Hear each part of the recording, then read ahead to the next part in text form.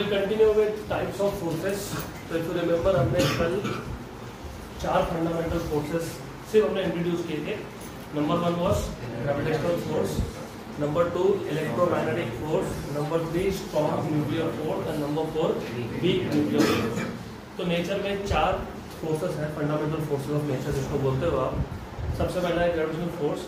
तो we want to study what is gravitational force and what are its characteristics. तो if you remember हमने कल ही gravitational force introduce कर दिया था। एंड अगर आपको याद होगा what is gravitational force, every particle of matter attracts every other particle of matter. तो जहाँ जहाँ मास है वहाँ पे क्या है, अट्रैक्टिव फोर्सेस है। जहाँ पे भी मास होगा वहाँ पे फोर्स ऑफ अट्रैक्शन होगा। Now this force of attraction is directly proportional to product of masses and inversely proportional to square of distance between them. So force F is proportional to m1 m2 by r square. So F equal to G m1 m2 by r square, where G is constant of proportionality known as universal gravitational constant. बहुत basic चीज़ है, जहाँ पे masses है वहाँ पे force of attraction है। और remember, always remember this, masses never repel each other, they just attract each other, and that force is proportional to product of masses inversely proportional to square of distance between them. So if you remember characteristics, this force is always attractive and applicable to both microscopic and macroscopic bodies. Microscopic मतलब small particles जैसे electrons हो गए, protons हो गए। तो if I take 2 protons, because दोनों proton का मास है, तो they will be attracting each other because of gravitational force. That is microscopic level पे जो पार्टिकल्स होते हैं उसमें भी एग्जिस्ट करता है। मैक्रोस्कोपिक मतलब for example it is also this force, hello you are not suppose to speak. ये जो फोर्स है ये बड़े बॉडीज, फॉर एग्जांपल अभी आप दो जो लोग बात कर रहे हो ना, अगर सब हटा दिया और सिर्फ आप दोनों को रखा लार्ज डिस्टेंस पे, still you will attract each other. मतलब दूर कर भी दिया तो भी आप पास में आ जाओगे, because of not the strong bonding that you have in between you, but it is because of gravitational force. तो अभी याद रहेगा कि दो मासेस है तो वो हमेशा अट्रैक्ट करते हैं, राइट। तो मैक्रोस्कोपिक मतलब बड़े बॉडीज के लिए भी एप्लीकेबल है। और जैसे कल मैंने बताया था, its range is unlimited. Unlimited का मतलब होता है infinite range. Good. So this force acts between 2 particles up to infinite distance. लेकिन क्योंकि इन्वर्स स्क्वायर लॉ है, तो इन्वर्स स्क्वायर लॉ में क्या होता है कि डिस्टेंस जैसे जैसे बढ़ता है फोर्स वैसे वैसे वीक होता है, कम, मतलब उसका स्ट्रेंथ कम होता जाता है। और gravitational force is weaker compared to other forces of nature. जैसे इलेक्ट्रोमैग्नेटिक फोर्स से वीक है, it is of course weaker than strong nuclear force. Then it obeys inverse square law. मैंने आपको लास्ट लेक्चर में बताया था, जहाँ पे भी फोर्स डिस्टेंस को इनवर्स रिलेटेड है बाय स्क्वायर, देख रहे हैं ना, force is inversely proportional to square of distance, उसको हम लोग इन शॉर्ट बोलते हैं इनवर्स स्क्वायर लॉ। तो electromagnetic force and gravitational force are inverse square laws, right. And then if you remember, it does not depend on the intervening medium. मतलब क्या, मतलब दो मासेस में कुछ मीडियम हो या नहीं हो, ग्रेविटेशनल फोर्स का value will remain same. And lastly, we have seen examples. Motion of moon around Earth is due to gravitational force. Motion of Earth around Sun is also due to gravitational force. Motion of Sun around the center of the galaxy, हमारा Galaxy का नाम है milky way, it is also due to gravitational force. Similarly, your own weight या फिर weight of any object is due to gravitational force acting on that body. तो दूसरे type का force है इलेक्ट्रोमैग्नेटिक फोर्स। आपने इलेक्ट्रोस्टैटिक फोर्स तो सीखा ही है, लेकिन अब इसमें हमको मैग्नेटिक फोर्स भी देखना है। If you remember electrostatics, yes. तो अगर मेरे पास 2 पॉइंट चार्जेस है which are at rest, what is the force between these 2 point charges given by Coulomb's law. जैसे ग्रेविटेशनल फोर्स में force is directly proportional to product of masses, वैसे ही electrostatics में force is directly proportional to product of charges.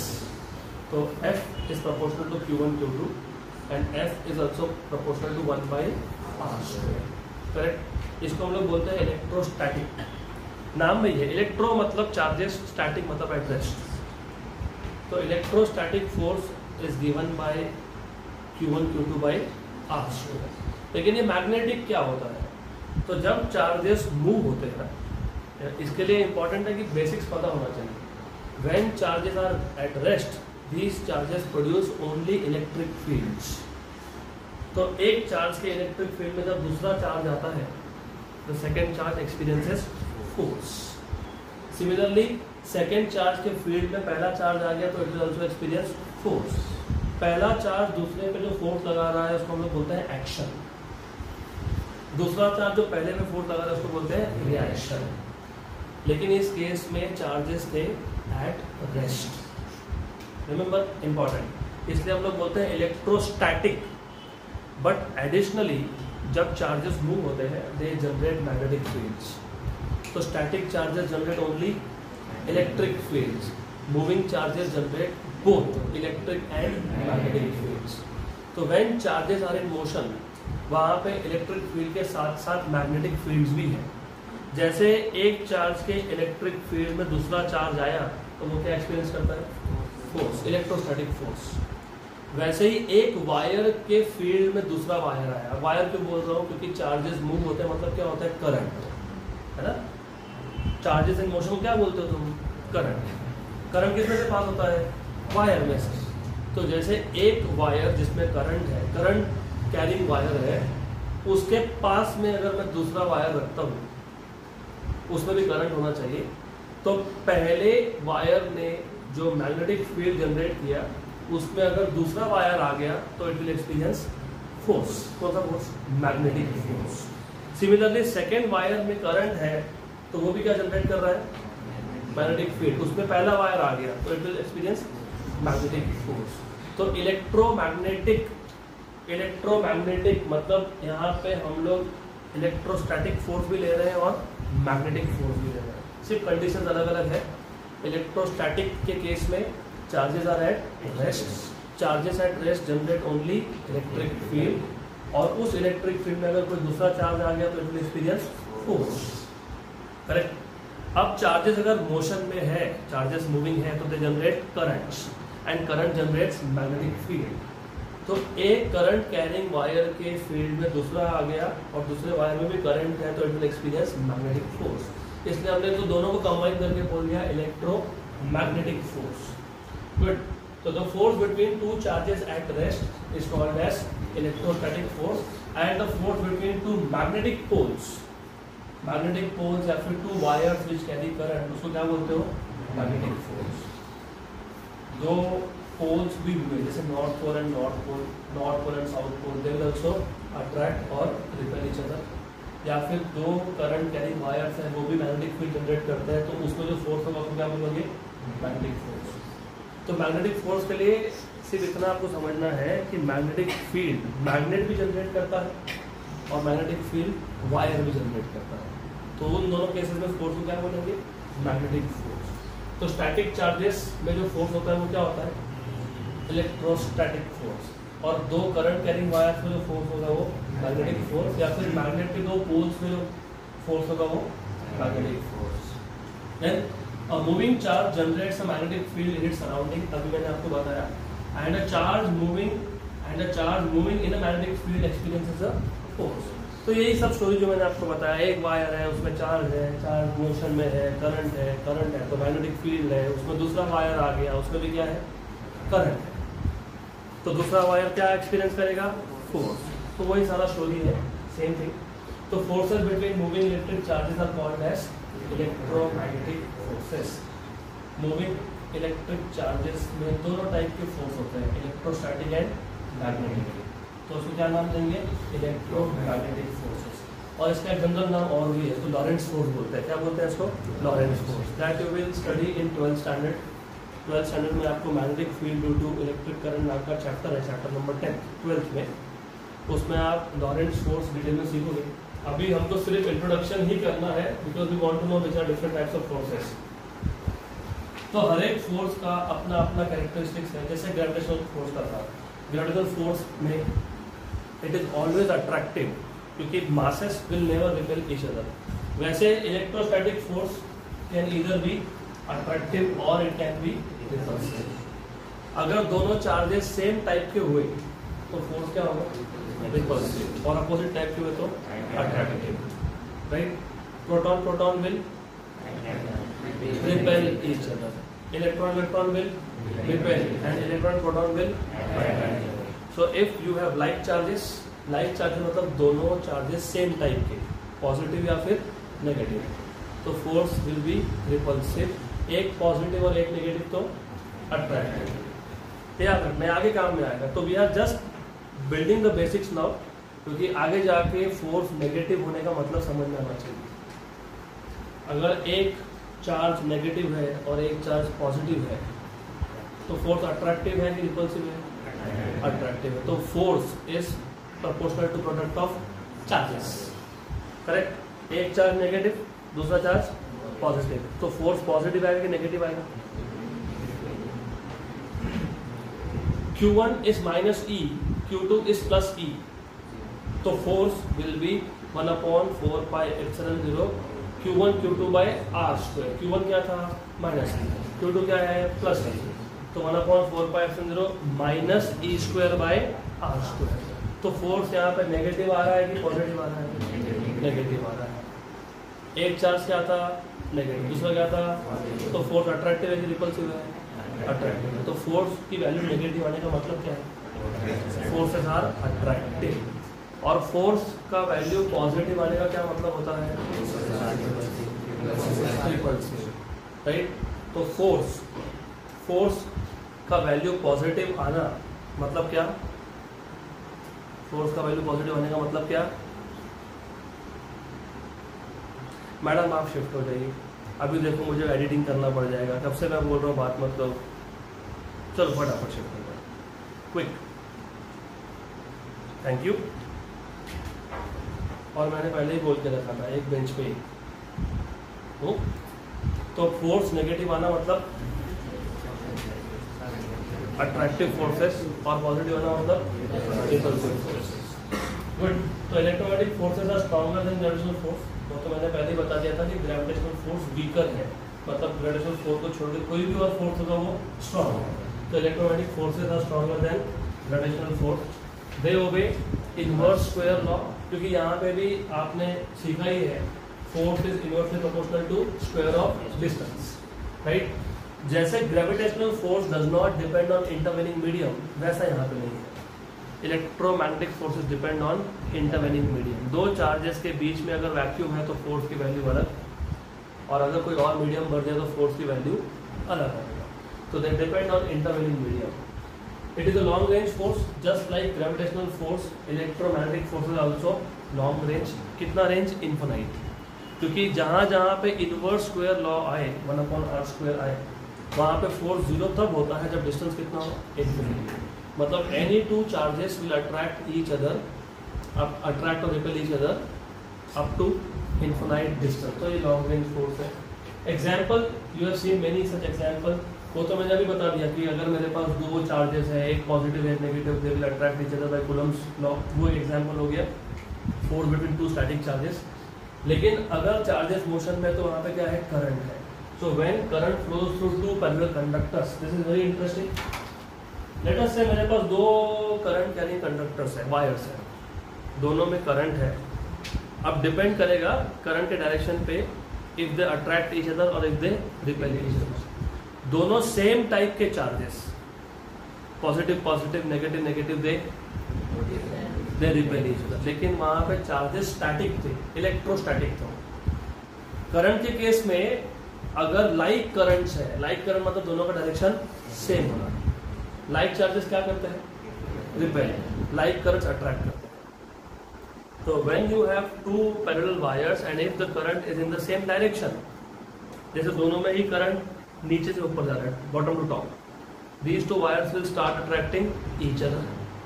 अगर उल्टा हो, एक में करंट है बॉटम टू टॉप, एक में है टॉप टू बॉटम, तो ऐसे केसेस में the wires will repel each other. तो अनलाइक करंट्स क्या करते हैं? रिपेल करते हैं, और लाइक करंट्स क्या करते हैं? Attract. So when current flows through two parallel conductors, then both the conductors generate magnetic field and they are in the magnetic fields of each other. दो कंडक्टर थे, पहले में से जो करंट पास हो रहा है वो अपना मैग्नेटिक फील्ड बना रहा है, उसमें कौन सा वायर है? Second number. तो पहले वायर, पहले कंडक्टर के फील्ड में, कौन सा फील्ड में? मैग्नेटिक फील्ड में कौन सा वायर है? Second number. और सेकेंड के फील्ड में कौन सा वायर है? तो वही यहाँ पे बताया है, जब when current flows through two parallel conductors then both the conductors generate magnetic fields and these two conductors are in magnetic fields of each other. बहुत सिमिलर कॉन्सेप्ट है, जैसे अर्थ के ग्रेविटेशनल फील्ड में मून है, वैसे ही मून के gravitational field में कौन है? अर्थ, राइट। अगर मैं दो चार्जेस देता हूँ Q1 Q2, Q1 के फील्ड में Q2 है तो Q2 की फील्ड में कौन है? Q1। वैसे ही अगर मैं दो पैरेलल वायर लेता हूँ, कंडक्टर्स लेता हूँ, दोनों में करंट होना चाहिए। पहले में करंट है तो पहले वायर ने, पहले कंडक्टर ने क्या जनरेट कर दिया? Magnetic field. उसमें कौन सा वायर था? सेकेंड। तो पहले का फील्ड किस पे फोर्स एक्सर्ट करेगा? सेकेंड। और सेकेंड में भी करंट है तो सेकेंड के फील्ड में कौन है? First conductor. गुड। तो if the current happens to be in the same direction, मतलब like current, then they will repel each other, and if the currents are in opposite direction then they will attract each other. तो यहाँ पे क्या होना चाहिए? attract। repel नहीं आएगा, क्या आएगा? attract। तो अगर नोट्स पे करेक्शन तो करेक्शन कर लो, they will attract each other। clear, right? so if there is correction just make this correction, attract लिखा होगा तो कोई ठीक है। चलो next type of force कौन सा? Strong nuclear force. Strong nuclear force का सोर्स मैंने आपको कल बताया था, मैं वापस एक बार रिपीट कर देता हूँ। What if I have two protons, दो प्रोटॉन मतलब दोनों पॉजिटिवली चार्ज, दो पॉजिटिव चार्जेस में फोर्स रिपल्सिव होगा कि अट्रैक्टिव होगा? रिपल्सिव होगा। Very good. You know carbon में कितने नंबर ऑफ प्रोटॉन्स होते हैं? 6। तो मैंने कल शायद कार्बन का एग्जाम्पल लिया था, तो वही कंटिन्यू करते हैं। कार्बन के न्यूक्लियस में 6 proton. What is size of nucleus? 10⁻⁻15 metre के आसपास, मतलब 1 फेम्टोमीटर के आसपास। उतने छोटे से स्पेस में 6 प्रोटॉन्स एक साथ हैं। पहले आप बोल रहे हो कि proton will repel each other, फिर आप ही बोल रहे हो कि न्यूक्लियस के अंदर प्रोटॉन्स एक साथ हैं। अगर दो चार्जेस एक दूसरे को रिपेल कर रहे होंगे तो they can not stay together. तो यहाँ पे क्या हुआ? न्यूक्लियस के अंदर जो प्रोटॉन है they are attracting each other. लेकिन according to Coulomb's law, two like charges should, यहाँ पे क्या हो रहा है? तो ये जो अट्रैक्शन का फोर्स है ये कहाँ से आया, ये समझाने के लिए हम एक और एक फोर्स कंसिडर करते हैं जिसको बोलते हो स्ट्रॉन्ग न्यूक्लियर फोर्स। हर एक वर्ड का एक स्पेसिफिक मीनिंग है। स्ट्रॉन्ग क्यों बोला? बिकॉज हमको ऑलरेडी पता है कि पॉजिटिव चार्जेस में प्रोटॉन में रिपल्शन होना चाहिए था, लेकिन यहाँ तो प्रोटॉन में अट्रैक्शन हो रहा है। इसका मतलब कुलम्स लॉ गायब हो गया क्या? नहीं, Coulomb's law is still there. लेकिन ये जो फोर्स है, जो नया फोर्स है न्यूक्लियर फोर्स, ये कुलम्बिक फोर्स से भी स्ट्रॉन्ग है। This is strongest force in nature. बहुत सिंपल कॉन्सेप्ट है, सिर्फ कनेक्ट करना पड़ेगा। देखो होता क्या है, अगर मेरे पास दो प्रोटॉन्स है एट लार्ज डिस्टेंस, तो अट्रैक्ट करेंगे कि रिपेल करेंगे? रिपेल करेंगे। जैसे मैं इन प्रोटॉन्स को पास में लाते गया, remember electrostatic force is long range force. मैं इन दो प्रोटॉन को पास में लाते गया और जैसे ही दोनों प्रोटॉन्स का डिस्टेंस 10⁻⁻15 मीटर मतलब न्यूक्लियस के साइज से कम हो गया, तो अब यही दो proton they will start attracting each other. Correct? तो स्ट्रॉन्ग क्यों बोला है? क्योंकि these two protons are attracting because of nuclear force and they are repelling due to Coulomb's law. लेकिन अट्रैक्शन ज़्यादा कि रिपल्शन ज़्यादा? अट्रैक्शन। तो कौन सा फोर्स स्ट्रॉन्ग है? अट्रैक्टिव फोर्स स्ट्रॉन्ग है। अट्रैक्टिव फोर्स मतलब कौन है? न्यूक्लियर फोर्स है। तो स्ट्रॉन्ग न्यूक्लियर फोर्स, नाम में स्ट्रॉन्ग होना मतलब it is the strongest force in nature. Clear? Right? तो ये शॉर्ट रेंज फोर्स होगा कि लॉन्ग रेंज फोर्स होगा? तो range of nuclear force is only 10⁻⁻15 metre. Nucleus के बाहर ये फोर्स वर्क नहीं करता, ये सिर्फ न्यूक्लियस के अंदर ही वर्क करता है।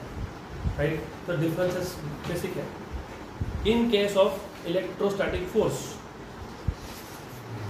Proton will repel. Electron will attract. Electron will. Neutron chargeless. इसका मतलब electrostatic force is charge dependent. Charge है तो इलेक्ट्रोस्टैटिक फोर्स है, लेकिन यहाँ पे ये जो स्ट्रॉन्ग न्यूक्लियर फोर्स है इट इज चार्ज इंडिपेंडेंट. मतलब ये न्यूट्रॉन पे भी एक्ट करता है. तो this is one of the basic differences. Nuclear force acts between proton neutron and neutron. इसका मतलब ये होता है कि जो स्ट्रॉन्ग न्यूक्लियर फोर्स है इट इज चार्ज इंडिपेंडेंट. तो पार्टिकल पे चार्ज हो या नहीं हो it will always be there. Good. तो in order to explain the stability of a nucleus, अगर हम लोग स्ट्रॉन्ग न्यूक्लियर फोर्स नहीं लेंगे तो ये प्रोटॉन न्यूट्रॉन में अट्रैक्टिव फोर्स कहाँ से आया ये तुम एक्सप्लेन नहीं कर पाओगे. ये एक्सप्लेन नहीं कर पाओगे तो न्यूक्लियस का स्टेबिलिटी भी नहीं एक्सप्लेन कर पाओगे, क्योंकि कूलम्ब लॉ के हिसाब से proton must have repelled each other, लेकिन ऐसा हो नहीं रहा है. तो in order to explain the stability of nucleus we have to consider existence of fundamental short range force which is called as strong nuclear force. Good. The force of strong interaction binds protons and neutrons inside the nucleus. तो ये force आप सिर्फ तब लेते हो when you are supposed to explain stability of nucleus. And we know that protons repel each other according to Coulomb's law. To overcome repulsive force and bind protons, मतलब protons को attract करवाने के लिए inside the nucleus strong nuclear force is required. Characteristics: it is a short range force and it is always attractive. कितना range? 10⁻⁻15 metre होना चाहिए वहाँ पर. 10⁻14 ठीक है, is the same thing. क्योंकि हर एक न्यूक्लियस का साइज 10⁻15 मीटर नहीं होता. There are bigger nucleus also. तो इसका जो रेंज है वो 10⁻14-15 मीटर के आसपास आता है. It is the strongest force in nature, much more stronger than electromagnetic and gravitational force. It does not obey inverse square law. अब ऐसा क्यों बोला? क्योंकि इनवर्स स्क्वायर लॉ में फोर्स जीरो कम होगा इनफाइनाइट डिस्टेंस पे. स्ट्रॉन्ग न्यूक्लियर फोर्स जीरो हो जाता है as soon as distance between two particles is greater than 10⁻14 metre. जैसे ही 10⁻14 मीटर से कम डिस्टेंस है तो स्ट्रॉन्ग न्यूक्लियर फोर्स एक्ट करेगा. 10⁻14 मीटर से ज़्यादा है तो वो एक्ट नहीं करेगा. तो this does not obey inverse square law. This force is charge independent. इसका मतलब the value of force is same for proton and neutron where P stands for proton and N is for neutron. यहाँ तक clear? Good. तो पहला force gravitational force acts between two masses.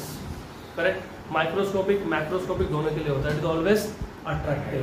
It always inverse square law.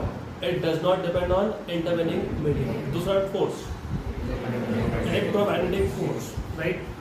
Correct. It is proportional to product of charges. It can be either attractive or repulsive. Two like charges repel each other and unlike charges attract each other. It obeys inverse square law. और magnetic force की बात करोगे तो two current carrying conductors place close to each other will either attract और repel each other depending on the direction of current. अगर like current है, same direction में current है तो attraction, otherwise repulsion. Electromagnetic forces होते हैं inverse square law. तो range कितना है उसका भी infinity and they depend on intervening medium. Right. तो दो चार्जेस के बीच में मीडियम कितना है उस पर डिपेंड करेगा फोर्स का वैल्यू. तीसरा फोर्स हमने कौन सा लिया? Strong nuclear force. ये क्यों लिया? Only to explain stability of nucleus. क्योंकि हम हमारा ही स्टेटमेंट को कॉन्ट्रडिक्ट कर रहे हैं. हमने पहले बोल दिया कि दो प्रोटॉन रिपेल करेंगे, अब हम लोग बोल रहे हैं दो प्रोटॉन अट्रैक्ट करेंगे. और ये अगर नहीं लोगे तो तुम न्यूक्लियस स्टेबल है ऐसा बोल ही नहीं सकते हो, क्योंकि proton they are inside the nucleus and they are attracting each other. तो to explain the stability of nucleus we need to consider और imagine a short range fundamental force जिसको हम लोग बोलते हैं strong nuclear force. Short range क्यों? क्योंकि it acts only inside the nucleus. Strong क्यों? क्योंकि it is stronger than Coulomb's law. Coulomb's force electromagnetic force से स्ट्रॉन्गर है.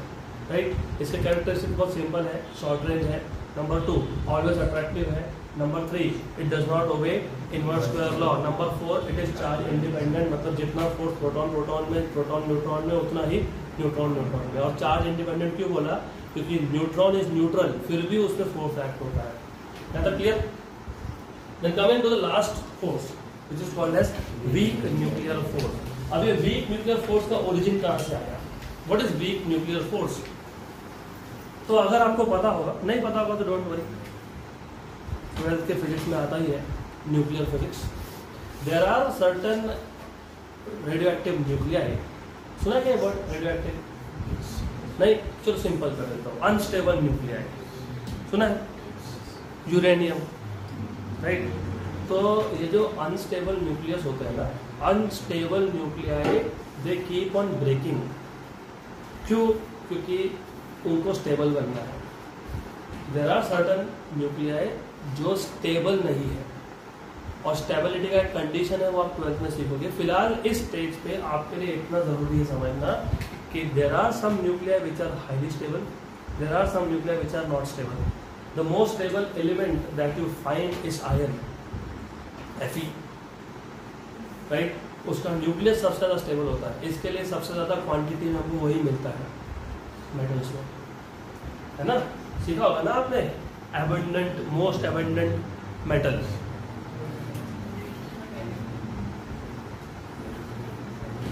एल्यूमिनियम, आयरन क्यों नहीं?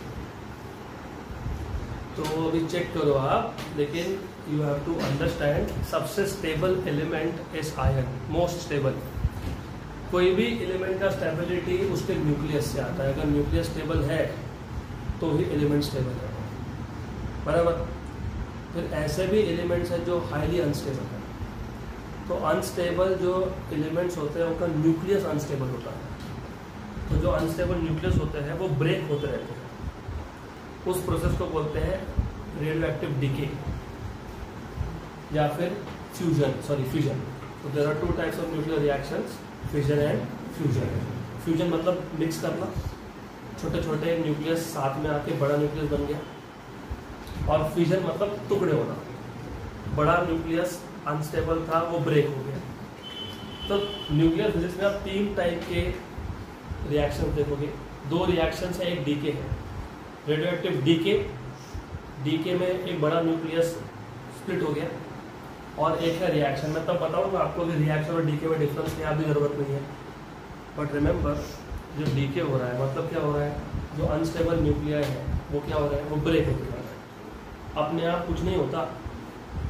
रिमेंबर दिस गोल्डन रूल, तुम भी अपने पास नहीं होंगे अगर ध्यान नहीं दोगे तो। In this universe nothing happens on its own. तो अगर अनस्टेबल न्यूक्लियस ब्रेक हो रहा है तो अपने आप नहीं होगा। तो हमको वो समझाने के लिए, जैसे न्यूक्लियस का स्टेबिलिटी समझाने के लिए हमने क्या लिया, स्ट्रॉन्ग न्यूक्लियर फोर्स, वैसे ही ये जो अनस्टेबल न्यूक्लियाई डीके हो रहे हैं वो एक्सप्लेन करने के लिए हमको और एक फोर्स कंसिडर करना पड़ता है, which is called as weak nuclear force. तो weak nuclear force is responsible for emission of particles, मतलब डीके फ्रॉम अनस्टेबल न्यूक्लियाई। तो जो न्यूक्लियस अनस्टेबल है उनके टुकड़े होते जाएंगे, वो कौन करवा रहा है? Weak nuclear force.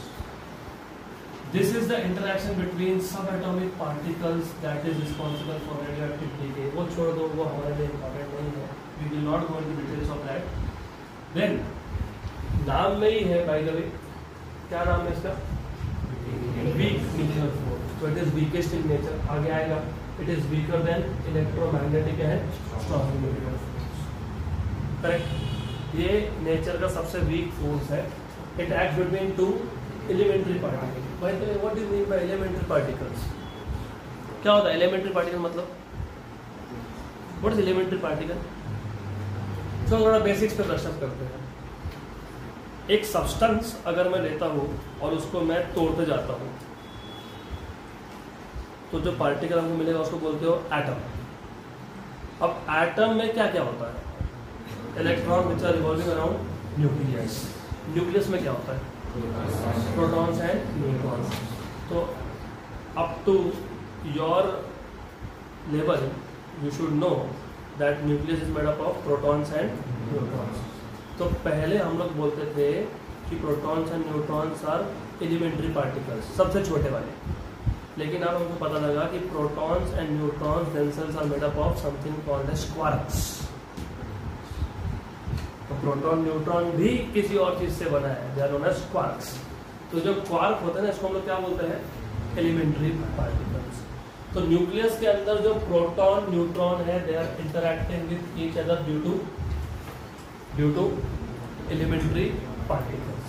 तो रेडियो एक्टिव डीके होने के लिए, मतलब वीक न्यूक्लियर फोर्स होने के लिए कौन से पार्टिकल्स इन्वॉल्व है? Which particles are involve? Elementary particle, मतलब quarks. Good. Then it is stronger than, में नाम में है ना वीक, तो सबसे वीक ही है, फिर बाकी सारे फोर्स इससे स्ट्रॉन्ग है ना? पक्का नहीं, gravitational force is the weakest. तो सिक्वेंशियली बता दो, विच is the weakest force? Gravitational force, weakest force gravitational force. उसके बाद वीक, उसके बाद strong nuclear force. It is a short range force of course. इसका रेंज तो स्ट्रॉन्ग न्यूक्लियर फोर्स या उससे भी कम होता है, तो it is a short range force. तो 4 फंडामेंटल फोर्सेस ऑफ नेचर में कौन से थे? Gravitational, electromagnetic, strong nuclear and weak nuclear. अब इनको छोड़ के जो फंडामेंटल फोर्सेस नहीं है, उनको छोड़ के जो बाकी फोर्सेस है उसके टाइप देखते हैं। तो there are some forces which are not fundamental, उसको हम लोग अलग अलग कैटेगरीज में डिवाइड कर देते हैं, contact, non contact, conservative, non conservative. तो एक एक करके देखेंगे। There are forces which are called as contact forces, there are also forces which are called as non contact forces. अब ये कॉन्टैक्ट और नॉन कॉन्टैक्ट फोर्सेस क्या होते हैं? फॉर एग्जाम्पल आप बेंच पे बैठे हो ना? हाँ, बैठे हो पक्का। Which is the force that you are exerting on the bench? Your weight is action. Bench आप पे क्या लगा रहा है? Normal reaction. तो नॉर्मल रिएक्शन तब होता है जब दो बॉडीज में कॉन्टैक्ट हो। तो ऐसे forces which exist only when two bodies are in physical contact with each other, such forces are known as contact forces. Then there are forces, वहाँ पे कंपल्सरी नहीं है कि दो बॉडीज का कांटेक्ट होना ही चाहिए, they will be called as non contact forces. So can you give me any example of non contact forces? Gravitational force.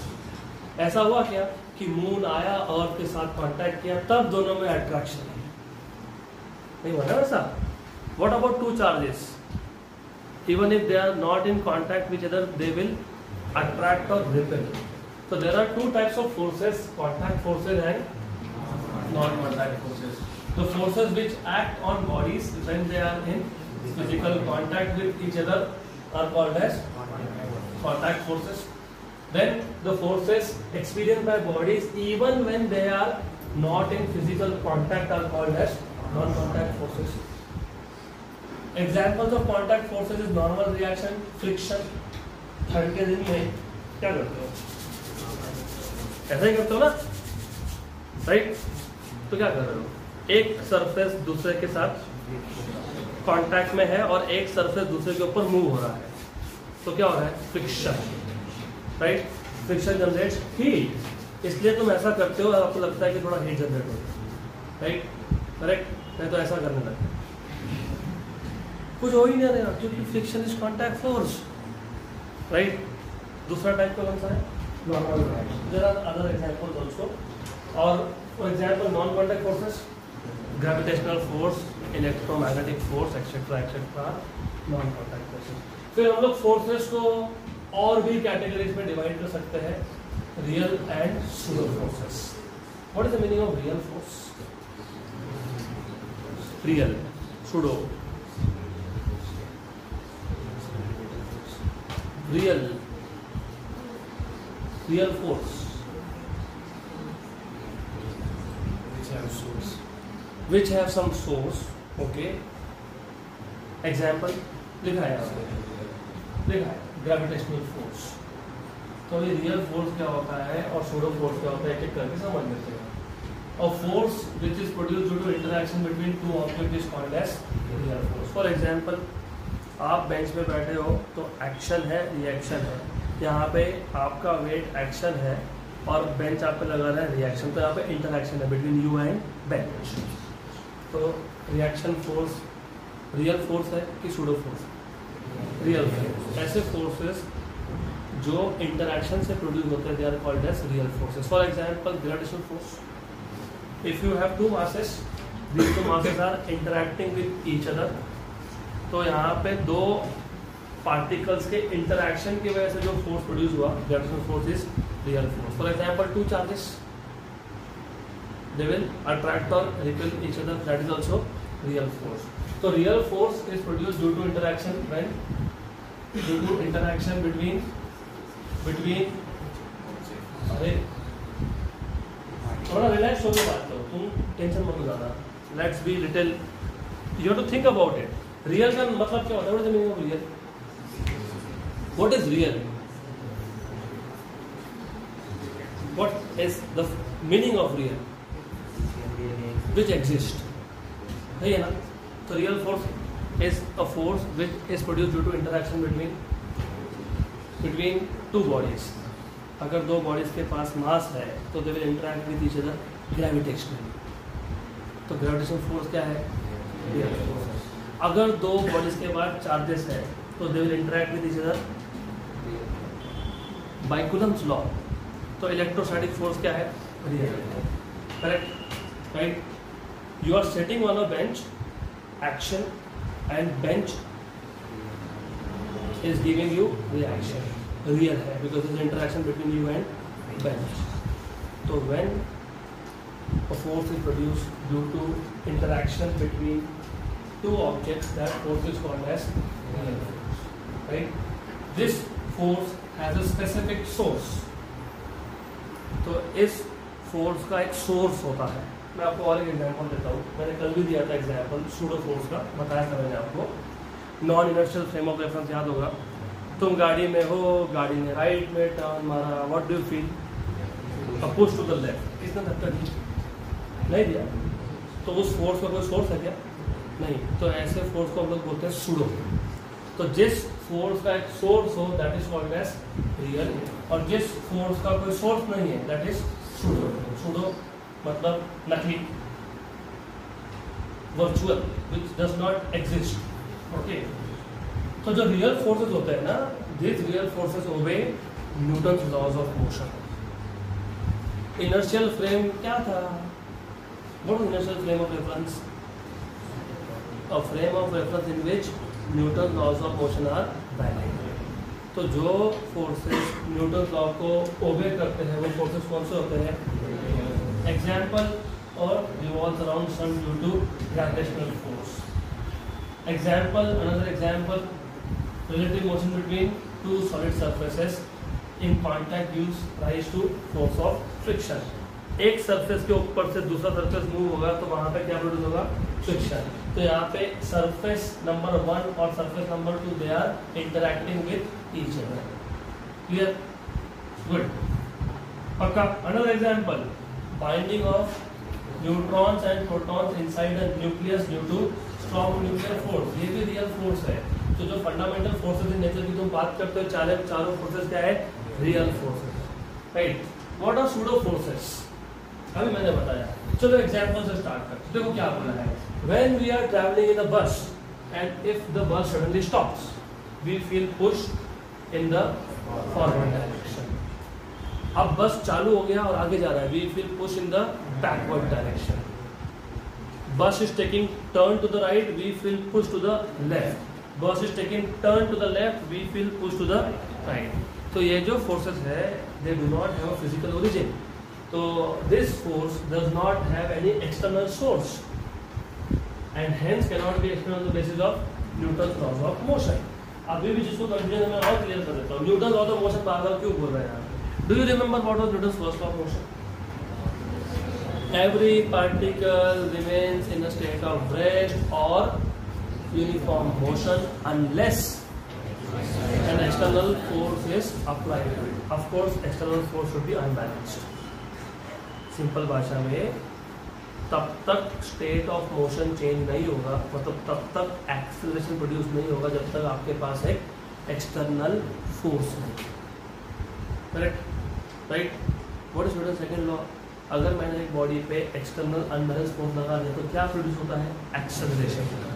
मतलब क्या होता है? स्टेट चेंज होता है। यहाँ तक क्लियर? बराबर, पक्का पक्का, गुड। तो ये जो मैं तुमको 4 एग्जाम्पल बताया कि जब बस सडनली स्टॉप हुआ, you feel push. When bus is suddenly accelerating, you feel push again. When bus is taking right turn, you feel push to the left. When bus is taking left turn, you feel push to the.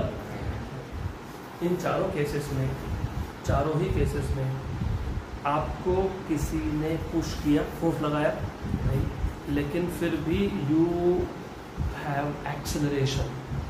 But according to Newton's laws of motion, जब तक force नहीं लगता है तब तक acceleration नहीं होना चाहिए, लेकिन यहाँ तो हुआ, राइट। तो ये Newton laws of motion valid है क्या यहाँ पे? तो वही बोला है, this force does not have external source and hence can not be explained on the basis of Newton laws of motion. तो ये फोर्स आया क्यों है? क्योंकि जब बस स्टॉप होता है तो जो फ्रेम ऑफ रेफरेंस है वो कौन सा बन जाता है? Non inertial. जब बस एक्सीडेंट होता है तो क्या बन जाता है? Non inertial. जब बस ने टर्न लिया मतलब वो कर्व पाथ है, सर्कुलर मोशन है। Circular motion is accelerated motion even if the velocity speed is constant. मतलब यूनिफॉर्म सर्कुलर मोशन भी कौन सा टाइप का मोशन है? एक्सीलरेटेड मोशन है। तो जब भी आप non inertial frame of reference में जाओगे तो you will experience of force even if there is no real force. उसको क्या बोलेंगे? Pseudo force, right. So however the push that we experience is not due to any external force but due to our own inertia. So in order to apply Newton's law of motion, अभी अगर मुझे Newton's law को apply करना है, Newton's law को explain करना है, तो इस सिचुएशन में मुझे एक एक्स्ट्रा टर्म ऐड करना पड़ेगा। उस एक्स्ट्रा टर्म को क्या बोलते हैं? क्या बोलते हैं? Pseudo force. Good. So this extra term added to the equation of motion is called as pseudo force. मैं वापस एक बार एक्सप्लेन कर देता हूँ। कोई ऐसा है, 2 टाइप के फोर्सेस हैं। 2 टाइप मतलब कौन से? Real and pseudo force. Real force is always produced due to interaction between 2 bodies. Gravitational force is due to interaction between 2 bodies. Electromagnetic is due to interaction between 2 bodies. Friction force is due to interaction between 2 bodies. So a force which is produced due to interaction between 2 bodies is called as real force. Real force always has some specific source. Gravitation में the source is mass. Electrostatic में source is charge. Right? Correct? Is that clear? तो ऐसे forces जिसका एक specific origin होता है उसको क्या बोलते हो? Real forces. Examples are many. बहुत सारे examples हैं. Moon revolving around Earth. Real force, gravitational force. Electron revolving around nucleus due to Coulombic force, वो भी real force है. Friction between 2 surface, वो भी real force है. अब दूसरे टाइप का जो फोर्स था जिसको तुमने क्या बोला? Pseudo force. अब ये सूडो फोर्स का कॉन्सेप्ट आया कहाँ से? प्रॉब्लम ये है कि इन सम केसेस फोर्स नहीं होने के बाद भी यू एक्सपीरियंस दैट फोर्स, और ये होता है only when an object is in non inertial frame of reference. क्योंकि न्यूटन्स लॉज ऑफ मोशन के हिसाब से अगर ऑब्जर्वर इनर्शियल फ्रेम में है, मतलब ऑब्जर्वर रेस्ट में है या ऑब्जर्वर मूव हो रहा है विद कांस्टेंट वेलोसिटी, तो तब तक एक्सेलरेशन प्रोड्यूस नहीं होगा जब तक उस पर एक्सटर्नल अनबैलेंस फोर्स नहीं लगता। तो ये जो 4 एग्जाम्पल मैंने आपको बताए थे, बस रुका, तुमको लगा तुमको किसने धक्का दिया, बस वापस चालू हुआ, तुमको लगा तुमको किसने पीछे धक्का दे दिया, बस राइट में जा रहा है तुमको लेफ्ट में पुश फील हो रहा है, बस लेफ्ट में जा रहा है तुमको राइट में पुश फील हो रहा है। ये चारों ही केसेस में did anyone push you in reality? नहीं, but you still experience a force. यहाँ पे कोई रियल फोर्स था ही नहीं, तो इसको क्या बोलोगे? Pseudo force. End of the story. बराबर। फिर ये फोर्स आया क्यों? Only because you are in which frame of reference? Good. Non inertial frame of reference. Newton laws of motion non inertial frame of reference में valid होते हैं क्या? लेकिन वैलिड करना है तो क्या करेंगे? फोर्स लगा था, सच में किसने लगाया था? तुमको लगा ना फोर्स, एक्सपीरियंस किया ना, लेकिन किसने लगाया क्या फोर्स? तो हम एक टर्म ऐड कर देंगे, बोलेंगे चलो मान लेते हैं ये फोर्स लगा मेरे ऊपर। तो वो जो फोर्स तुमने खुद ने ऐड कर दिया, जिसका कोई सोर्स नहीं था, मैंने ऐड कर दिया क्योंकि मुझे न्यूटन्स लॉज ऑफ मोशन को वैलिड बनाना है। तो जो तुमने फोर्स का टर्म ऐड किया उसको क्या बोलोगे? Pseudo force. तो हम इक्वेशन ऑफ मोशन में एक एक्स्ट्रा टर्म लिख देते हैं just to make Newton laws of motion valid. उसको क्या बोलते हैं? Pseudo force. क्लियर आता? गुड। अगला टाइप, अगला कैटेगरी है कंजर्वेटिव एंड नॉन कंजर्वेटिव। ये बहुत सिंपल है। Again I explain this with example. थोड़ा सा ध्यान दो क्योंकि मैंने पहले ही बता दिया था ये टॉपिक थोड़ा इमेजिनरी है, तो you have to imagine. Of course physics imagine करना है, नहीं तो बाहर ही घूम रहे हैं मेंटली। तो चलो एक सिंपल सा एग्जांपल लेते हैं conservative and non conservative forces का। I have an object which is let us say on the ground, नीचे पड़ा हुआ। गुड। इसको उठा के मुझे टेबल पे रखना है, मतलब मुझे इसका पोजीशन चेंज करना है, इसका हाइट चेंज करना है। अपने आप जाएगा कि नहीं? क्या करना पड़ेगा? फोर्स लगाना पड़ेगा, मतलब वर्क डन करना पड़ेगा। तो I have to do work to take an object from some position, let us say from ground, and keep it at some height. Clear है? पक्का?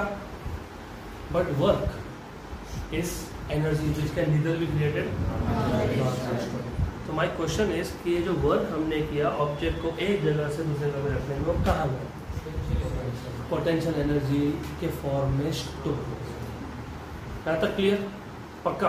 अब मैं इस सिचुएशन को थोड़ा ट्विस्ट करता हूँ। एक काम करते हैं, जो इसका इनिशियल पोजीशन था जहाँ से मैंने ऑब्जेक्ट को उठाया, लिफ्ट किया, वो ए है, और जहाँ पहले रख दिया वो बी है। अब एक काम करता हूँ, मैं ए से ऑब्जेक्ट को उठा के बी पे रखता हूँ थ्रू वन पाथ, फिर मैं ए से ही उठा के बी पे रखता हूँ थ्रू सम अदर पाथ, फिर मैं ए से उठा के उसको वापस से बी पे रखता हूँ through some other path. Right? मतलब मैंने इनिशियल और फाइनल पोजीशन सेम रखी है, लेकिन सिर्फ पाथ क्या था? अलग था। तो अब बताओ वर्क डन सेम होगा कि नहीं होगा?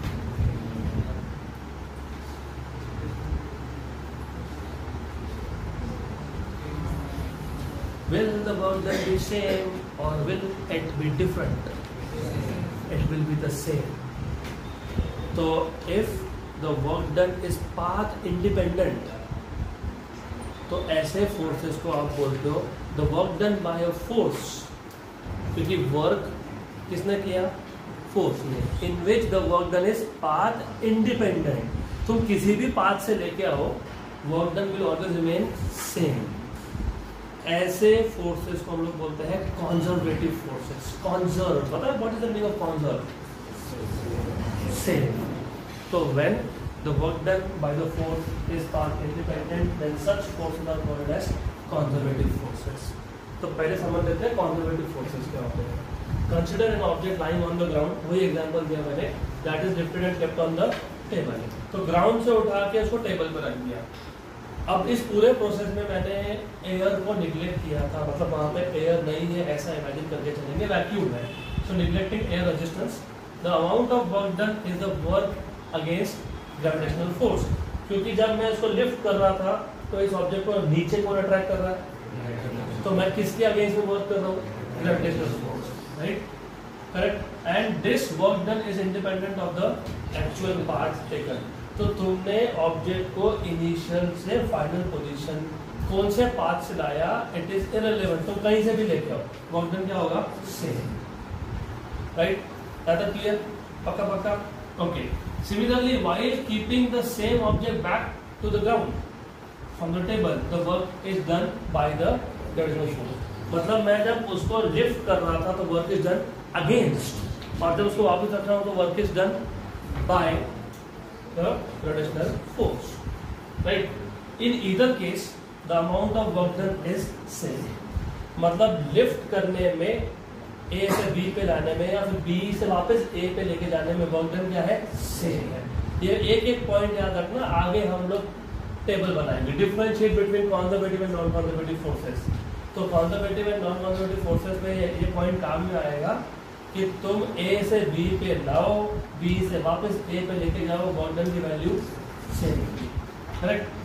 तो work done by force F in moving the object by distance D axis. अगर मैं ऑब्जेक्ट को डी एक्स डिस्टेंस से मूव कर रहा हूँ, जो नए हैं जिनको पता ही नहीं है डी एक्स क्या है, बता देता हूँ आपको, बाकी लोगों को पता होगा क्योंकि हमने ग्रेविटेशन में ऑलरेडी सीख के रखा है। इफ यू रिमेंबर, हमने ग्रेविटेशन में क्या किया था, हमने ग्रेविटेशनल पोटेंशियल एनर्जी डिराइव करते वक्त एक ऑब्जेक्ट लिया था ऑफ मास स्मॉल m, जो ऑलरेडी एक हाइट पे था from the surface of earth. तो सेंटर से लेके तो अर्थ के सेंटर तक का डिस्टेंस हमने बोला था आर इनिशियल पॉइंट ए। हमको इस मास को ए पॉइंट से कहाँ लेके जाना है, बी।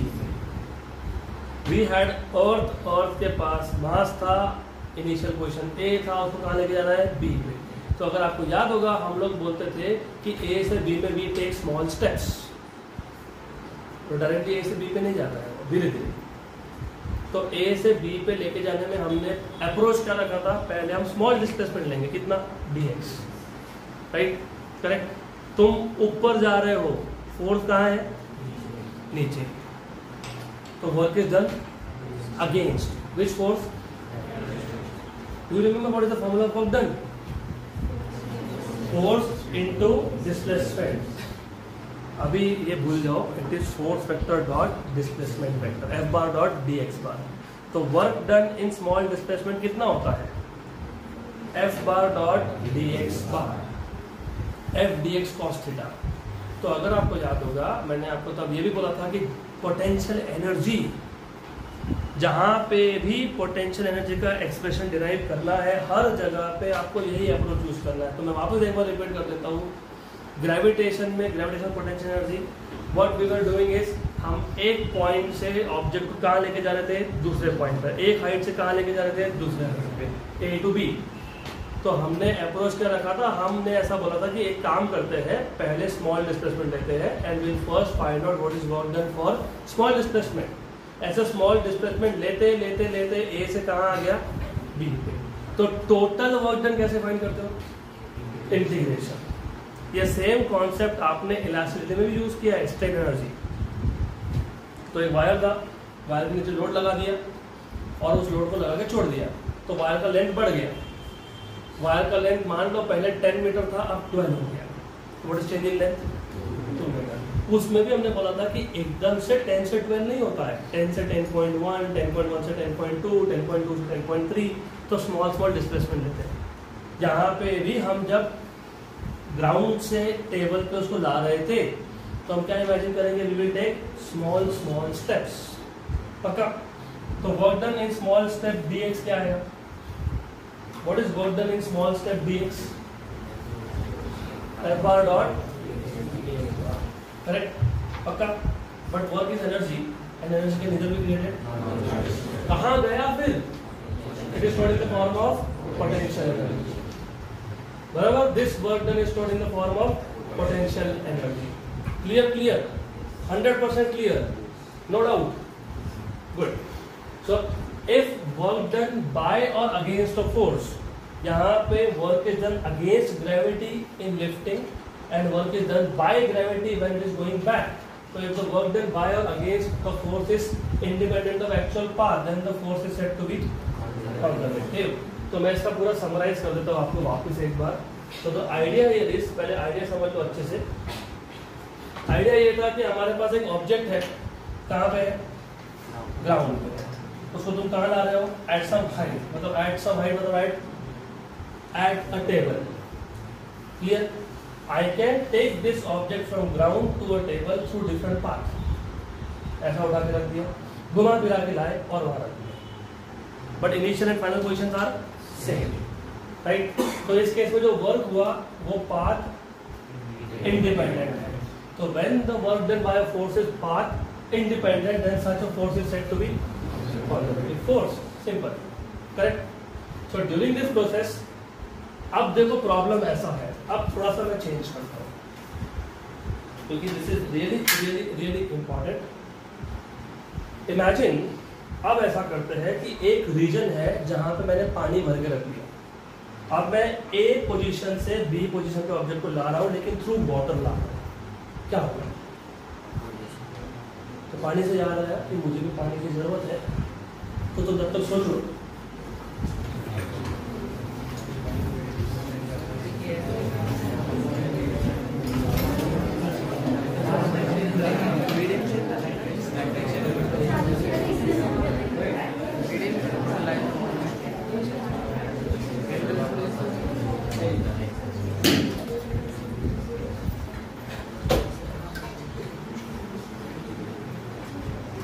तो बताओ क्या होगा? If I am taking an object from A, keeping it at B, but there is water or air like medium, so what do you think will happen in this case?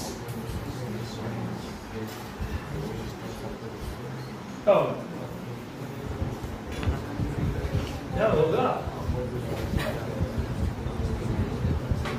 क्या होगा? जल्दी बताओ। पहले क्या हो रहा था? जो आप वर्क कर रहे थे, ऑब्जेक्ट का पोजीशन चेंज करने में पूरा ही वर्क किसमें स्टोर हो गया? Potential energy. बराबर, गुड।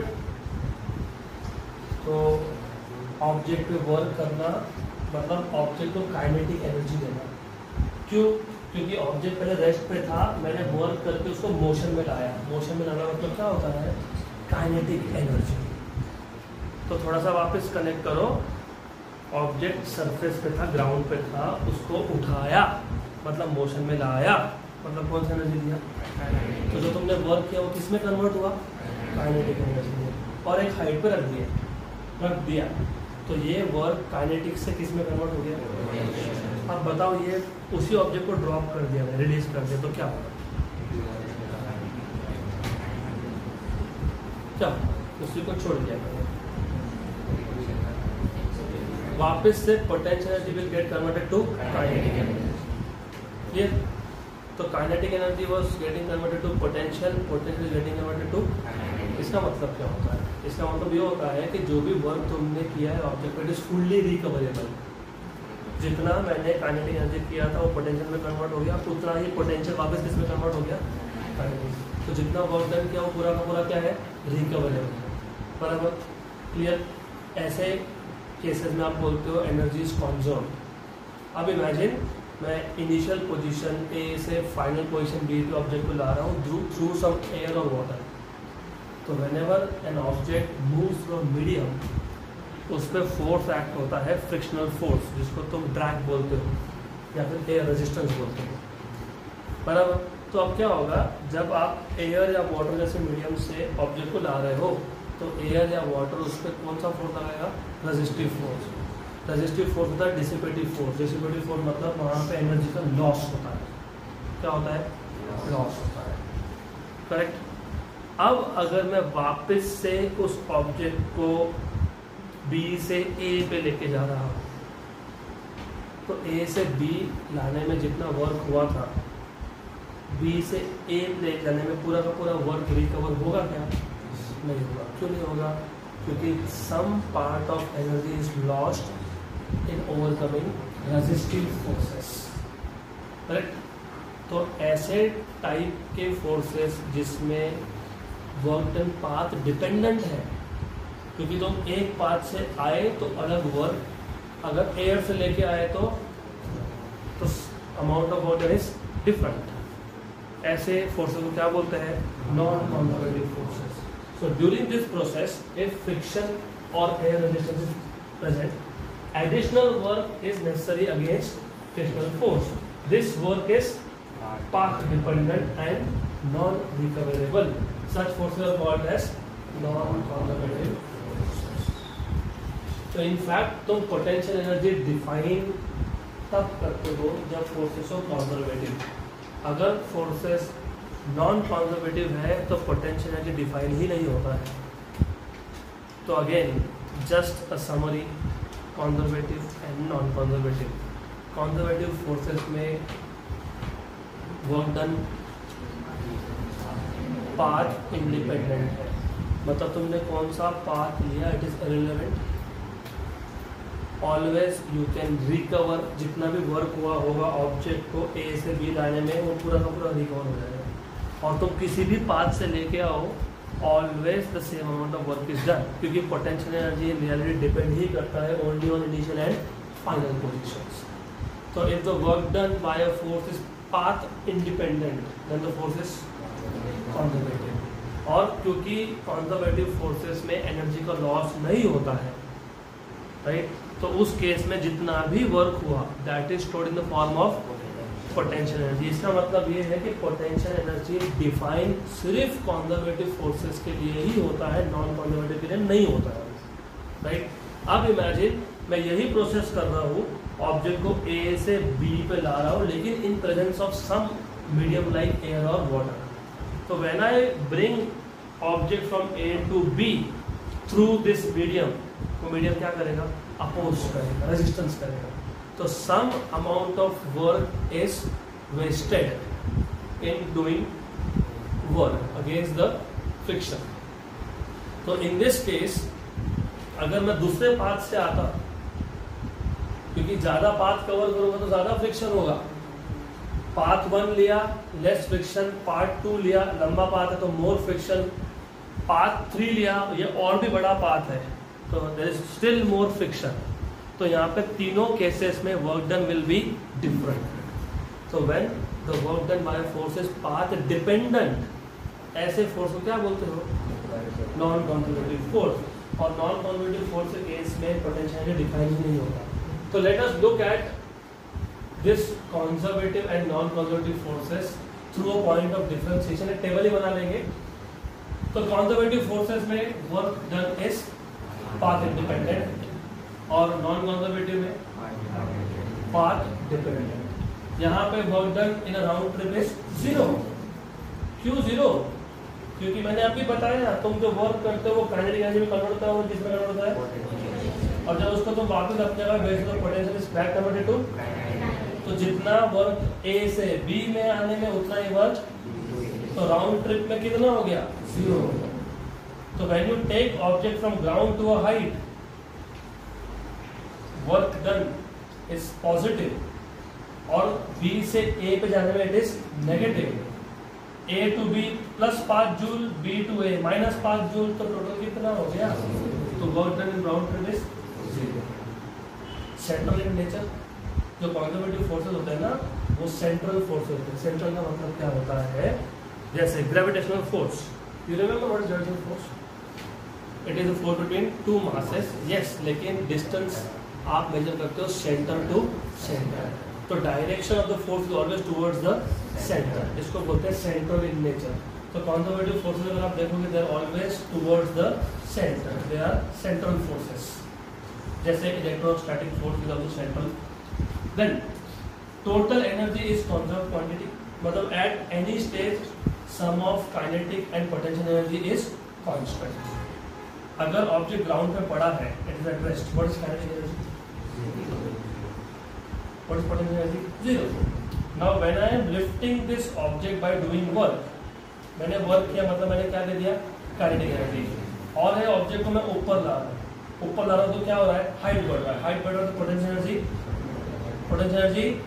बढ़ रहा है। पोटेंशियल एनर्जी बढ़ने के साथ साथ काइनेटिक एनर्जी क्या होगा, कम होगा, लेकिन जो दोनों का सम है, एडिशन है, वो क्या होगा, constant. So total energy is conserved, but potential and kinetic energy are interconverted. When you are lifting an object up, kinetic energy is getting converted to potential. At maximum height, energy is potential, kinetic is 0. फिर इस object को वापस छोड़ दिया तो क्या होगा, when you release this, क्या होगा, potential will get back converted to ground to top. Kinetic का कन्वर्जन पोटेंशियल में, back to ground potential conversion, very good, simple है, ठीक है। तो इंटर कन्वर्टिबल है, तो work done is completely recoverable, good. What about non conservative, सबसे पहला इट इज पाथ डिपेंडेंट, कौन से रास्ते से आ रहे हो उस पर डिपेंड करेगा। Number 2, what do you think, work done in round trip is non 0, क्योंकि there is always some loss because of friction like forces. तो work done in non trip is not zero. उसके बाद it is non central in nature. तो ऐसा क्यों? Friction force is not central. तो सुना है कि friction force is directed towards the centre, ऐसा नहीं होता है। तो फ्रिक्शन फोर्स क्या है? नॉन सेंट्रल है। उसके बाद total energy is not conserve. Then last work done is not completely recoverable. Clear है तक? पक्का पक्का क्लियर? श्योर? तो अभी पहले मेरे को आज का समरी आपसे समझना है, क्योंकि बहुत बेसिक चीज़ है। We should not have spend that much of time on this particular class. What have you learn today? 4 fundamental forces of nature. Which 4?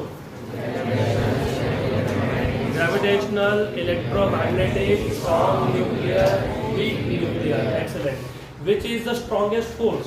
Strong nuclear force. Is it a short range or long range? Short range. Which is the next stronger force after strong nuclear force? Electro. Which is the weakest force? पक्का? Right. तो gravitational से stronger, लेकिन electromagnetic से weaker. ये कौन होता है? Weak nuclear force. Week nuclear force है शॉर्ट रेंज है कि लॉन्ग रेंज है? स्ट्रॉन्ग और वीक न्यूक्लियर फोर्स ये इनवर्स स्क्वायर लॉ ओबे करते हैं कि नहीं करते हैं? नहीं करते हैं। ग्रेविटेशन करता है क्या? और electrostatic? Yes. What is the range of electromagnetic, मतलब इलेक्ट्रोस्टैटिक एंड ग्रेविटेशनल फोर्स? ये 4 फोर्सेस हो गए। अभी ये 4 फोर्सेस और बाकी सारे फोर्सेस मिला के आप वापस से फोर्सेस के कैटेगरी कर सकते हो। तो basically forces are divided into 3 different categories. Contact, non contact, real and pseudo, and conservative, non conservative. Right? Contact force is contact force